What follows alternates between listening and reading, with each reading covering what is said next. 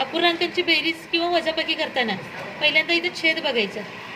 छेद समान असेल तर तो आहे असं लिहायचं. आणि अपूर्णांक वरचे जे अंश आहेत त्यांची इथं काय इथं वजाबाकी आहे. इथं 1 वजा 3 किती येणार आहे? ऋण 2. आता पुढं इथं कसं होणार आहे? पुन्हा तसंच आहे बघा. छेद कसा आहे? समान.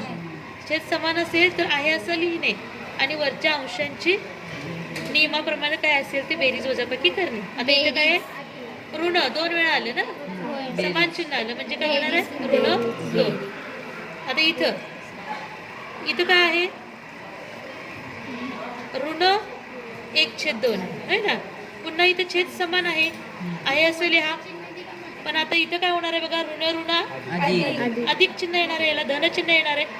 आता इथं काय आहे? ऋण 3 आणि धन 1 म्हणजे वजाबाकी होईल आणि मोठ्या संख्येचे चिन्ह म्हणजे पुन्हा इथं काय येणार आहे? ऋण 2. हे झालं छेद समान असताना. आता छेद समान नसेल, उदाहरणार्थ अशी संख्या आहे 1/2 ऋण 3/5 असं आहे. त्यावेळेला आपल्याला काय करायचं आहे?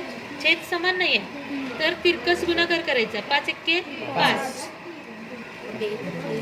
2 6 मध्ये चिन्ह वजा, छेद 2 पंचे 10 आणि मग अंशांची नियमाप्रमाणे बेरीज वजाबाकी. इथं काय होणार आहे?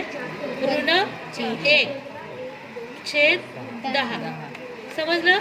छेद समान नसताना कसं करायचं आणि छेद समान असताना बेरीज वजाबाकी कशी करायची कळले? पुन्हा सांगणार.